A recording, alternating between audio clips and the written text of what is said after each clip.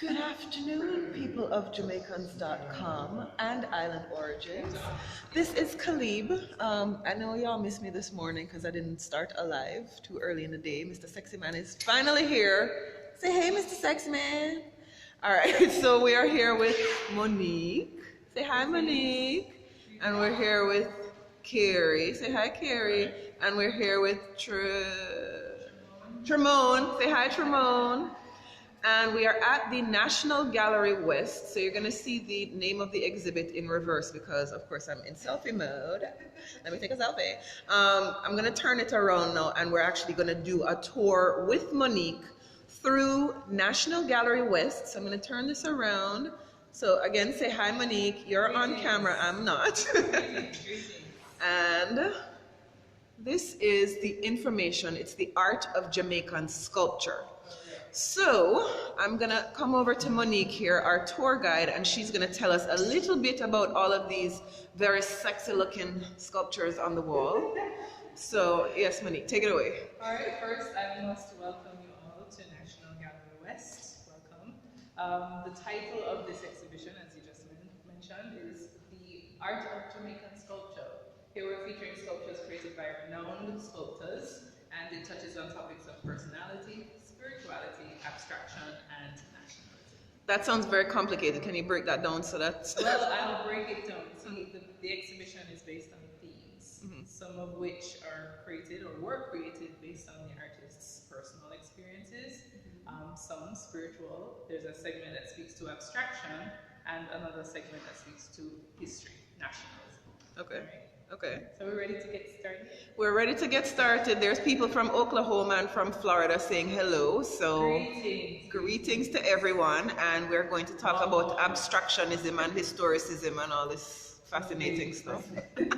All right. Okay, I'll break it down. Okay. It's easy for you. All right. So I'll start by introducing you to this mixed media installation. This piece was created by Laura Facey Cooper, who is a Jamaican artist. I don't know if you're all familiar.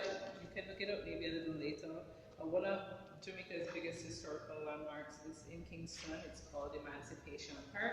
There's a lovely sculpture at the front of the park called Redemption Song. Now, the artist that created that piece, it's a sculpture made of a male and female in the nude. The naked people. Yes. Okay, yes. The artist that created that piece, I'm glad you're familiar. She also created this one. This is one of her much earlier pieces. Okay, so she likes naked people. See the boobs? I don't know if I can say that on Jamaicans.com, sorry. Most artists, once you go to art school, you get into training and developing your artistic skills, it just becomes like natural. But anyway, alright, so this piece is titled Goddess of Change, and it was created to help Alora overcome that period, alright, gain closure to that period. Now imagine this section to be that state of depression, which is anorexia. She had suffered from when she was really young. Now this portion would be that state of depression, and the figure, which is representative of herself, is stepping out of that state of depression and shedding it to the floor. Alright, so imagine this section to be that state of depression, and the figure, which is representative of herself, is stepping out of that state of depression and shedding it to the floor. Yes. You have to highlight that, okay, which is what the pole is symbolic of. Shedding the depression, so this is the depression now, she's left. This is the depression, so you notice the texture at the base of this segment, and it's just breaking away. So it's like a sense of rebirth, right, a sense of newness. Okay. Right. So this is one second. This is the process behind how this artist came up with the piece of art. Rosemary Thompson is asking, is this the Kingston Gallery of Art? No, we're in Montego Bay. So this is National Gallery West. Yes, this is the extension of National Gallery of Jamaica, which is in Kingston. Yes. And you who eyes popping out, you must know that art, there's nudity in art as well. Oh, yeah. All right, so. All right, so Laura has another piece in the exhibition. Okay. When we get to that, we'll talk about it. Okay. All right, so over here now we have a piece by Malika Capo Reynolds. It is titled Adam and Eve, and it was created using the lignum vitae wood. And I'm sure everyone is familiar with the story of Adam and Eve. Now, Malika Capo Reynolds is originally from St. Catherine here in Jamaica, born 1911. From a really young age, he started to receive visions from Christ. And it was from there on that his life took on this mode of evangelism. When he became a young adult, he formed a movement called the Zion Revival Church, and he was a leader of that movement up until his death. Now, revivalism is like an Afro-Christian religion. So not only was he a religious leader, but he was also an artist. And so he created sculptures, starting out using stone, transitioned to wood, and then eventually started painting. So he created his pieces based on the visions that he received from Christ, as well as his everyday life. So this piece falls on the spirituality, because Capo created most of his pieces based on his spiritual beliefs. Yes. Right. Yes, this is Capo, guys. I don't know if you can see the little, might be out of focus Capo here. Shorts. Yeah. Yes. But yes, this is Capo. Von Tucker, thank you for asking. We are getting, when you hear me referring to these things, it's messages coming up in the live. All right, so who is this big-headed guy here? So this piece was created by Ronald Moody. It is titled Tasset, or Head. It was created in 1938 using elm wood. Now, Ronald Moody was a Jamaican artist. However, his career did not start out that way. He moved to London to study to become a dentist, but he always had an innate passion for the arts. Now, he visited museums and galleries, several exhibitions during that time, but there was one particular visit to the British Museum that nudged him in the direction of actually creating works of art.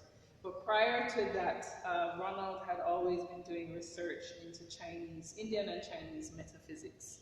And so it was that premise that he created his sculptures, which were heads of this nature. Yes, it does look very Asian.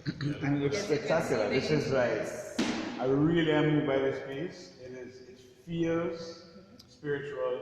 It feels like it's breathing good energy. It feels as though it's... Where are you moved to, Mr. Sexyman? You know what?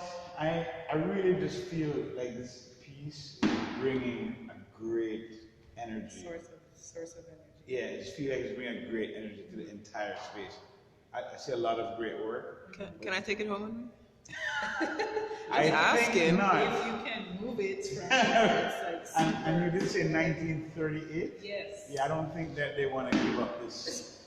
Really, Really, this is a big crack in his nose What there. I find interesting a part of the is great character. that the center, if you notice the lines of the wood, how he managed to capture the dead center of the face. Yeah, it's amazing. Like, it's like, no, this is More naked people.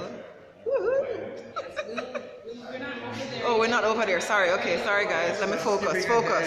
There was naked people. I wanted to look. Okay, all right.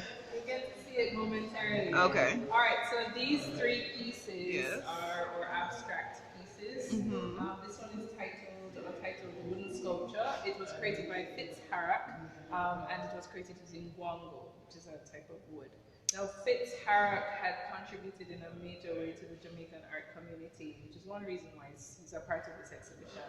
He migrated from Grenada to continue his studies at the Jamaica School of Art, which is now called the Edna Manley College of the Visual and Performing Arts. And after graduating, he became a lecturer and had participated in many exhibitions as well. So that's one reason why he's a part of this exhibition. I just want to say hi to Maureen Watson, Rosemary Thompson, and Sharon Samuels who are watching.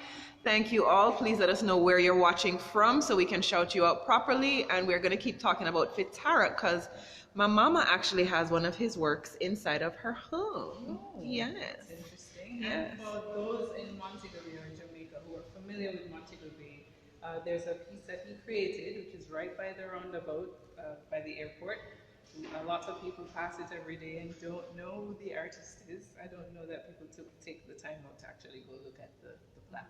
But he also created that piece. I can't remember the name right now, but once you pass the airport, you'll see it. Okay. All right, now this is the second Laura Facey piece that I mentioned I would introduce to you earlier.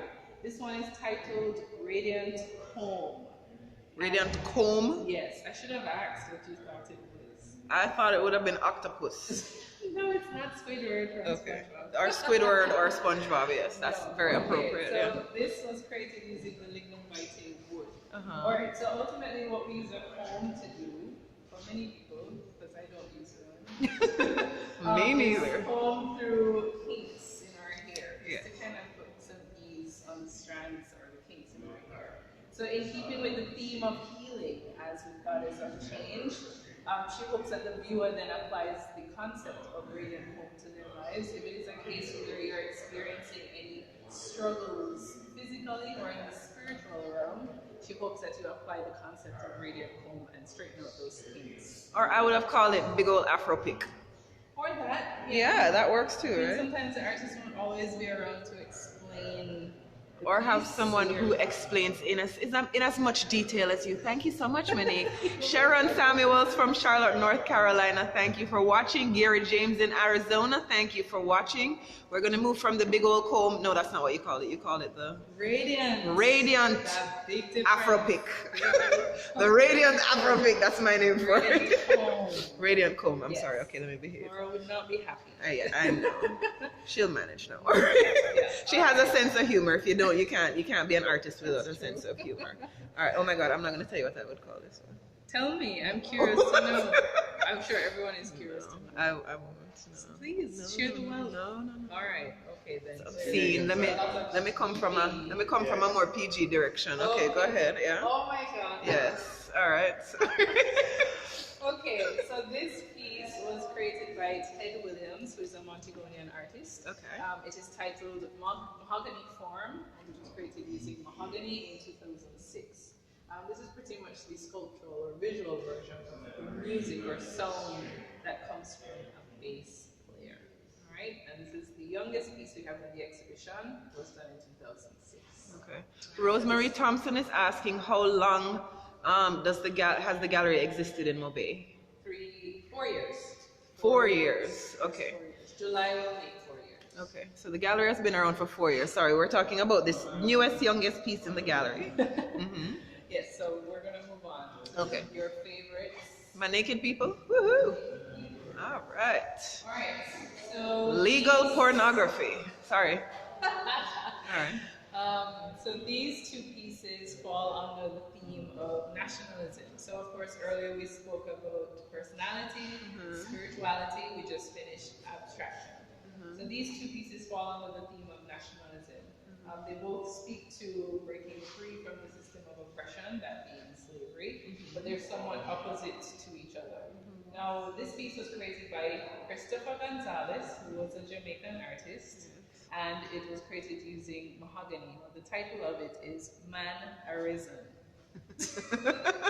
Listen, okay, guys, I'm going to do the tilt down, but this is not about pornography. This is about art. There's nudism in art. So just, take a deep breath. Ready? We're going. It wasn't me. It wasn't my fault. It's all in the name of art. Okay, keep going. It was created in 1966. Okay. Of course, that's post-independence. However, all right. So you notice, so the piece next to it was created by Edna Manley. Yes, very that one popular. is titled Negro Aroused, and it was created using bronze in the 1980s. So she had created at least I think 3 versions of it. There was the wooden version and the bronze version. Yeah. Now, notice the upper torso of Man Arisen. Yes. It, based on the way in which his muscles are flexed, suggests that he's in bondage. Notice the piece next to it, Negro Aroused. He's in a totally different position. So Negro Aroused pretty much speaks to a nation that has already broken free from oppression and is looking towards a better way of life, whereas mannerism is still under oppression. It's still Okay. oppressed. So this gentleman is still under oppression, as you can see by his taut muscles. Somebody's asking, Sharon Samuels is asking, where in Mobay is this? This is at Sam Sharp Square. Right in the middle, the heart of the town. Right in the heart of the town. And yes, Gary James, I am very excited about this one. It's entertainment for me, sorry. All right. Move right along. So we're moving past Edna Manley. Yes, So these two pieces over here, so this is where we're going to focus on. Yes. This piece was created by Winston Patrick. It is titled Youth, and it was created, of course, using wood. It's a semi-abstract piece that speaks to the facial features and characteristics of the young black boy. All right? Oh yes. This is great detail. Very much so. So, and what kind of wood is it? I'm not entirely sure. Yeah. This, I don't know if you can, if I go in too close, it's gonna get fuzzy. But look at the detail in his face. Like I see the trinkets that we do on the road and they're nice and whatever. But when you look at the level of detail, look at his toes. Especially in That's amazing. features. Yeah. You definitely see that it's of age. The fish, those are his hands. He doesn't quite have shoulders and all that stuff. But when you look at the details of his face, oh yeah, the camera is getting every little nook and cranny here. Great. That's awesome. All right. And that also falls on the nationalism. Right. Okay.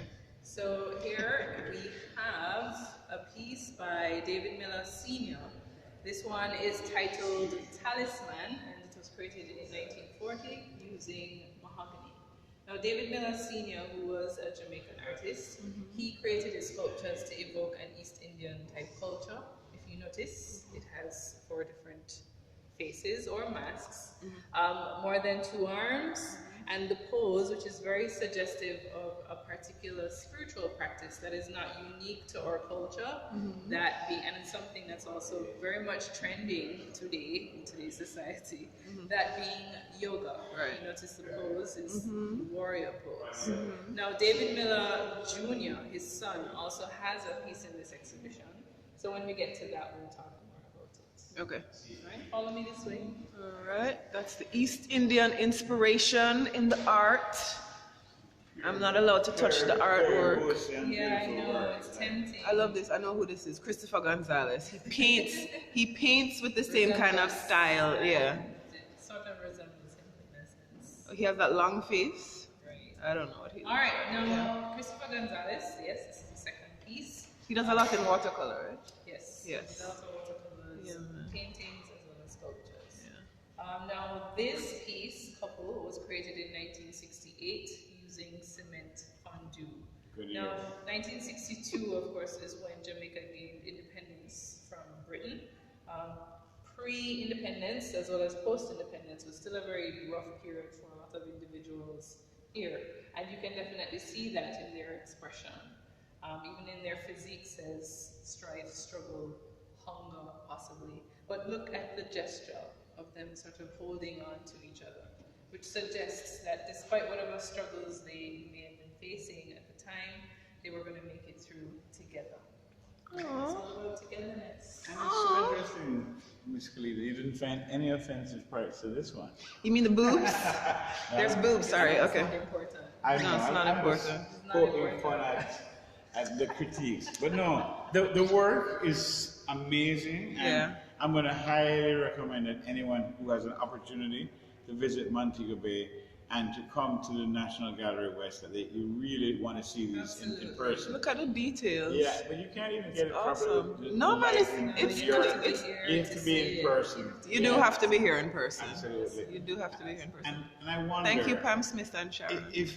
I mean, I know this is a part of, obviously a very proud showing of our culture, the work of our artists.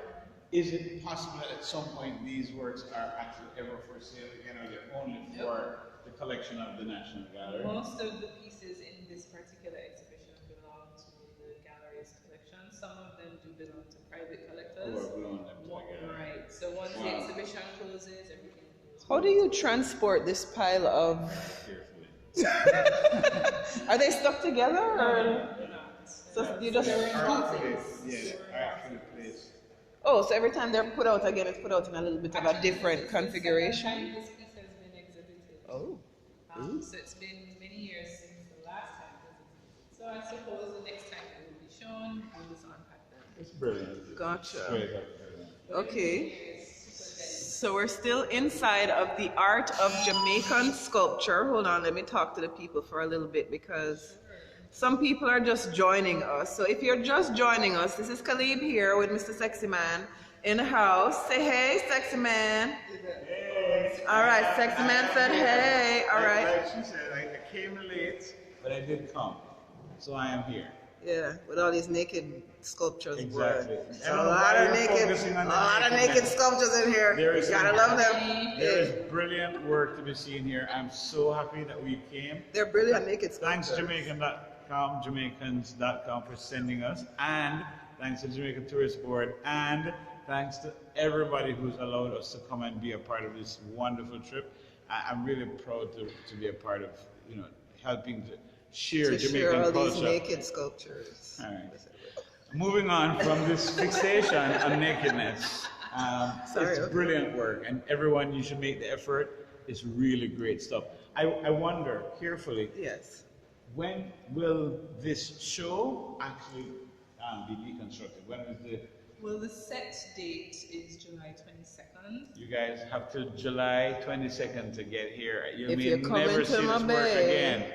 Come to my bay. Even if you go to Kingston, if you come to Jamaica, or if you're in Jamaica, Take a make three a hour trip. drive over. It's worth it. Yeah. It's not too absolutely long, worth 5 it. hours anymore. And I wonder, what's the There's a pretty admission toll charge for people to come and see this exhibition? It's $500. So it's $5. That's for you or Jamaican, less. not US. Yes, that's What is that in US? I don't like know. $5 or less. It's like $4.50. Uh-huh. So it's $8. It's $8 US. Excuse me. $8 US to see all these great So cultural. just call it $10 because you're gonna buy yourself a drink or something when you walk Or outside. you So might just see something at the gift shop. exactly. Yeah. So then call it $20. For $20, you're gonna see some amazing historical pieces that really speak volumes. When you see it in person, I'm actually deeply moved. But I'm gonna let you continue with the tour. David It's is really deeply great. moved. No, I am. Yeah, right on, right. No, the work is brilliant. All right. I'm proud that we have. So this is a more cerebral type of tour than we normally take. So we understand some people are dipping in and out, but we want to make sure that it still stays fun, okay? So I'm going to do the 360.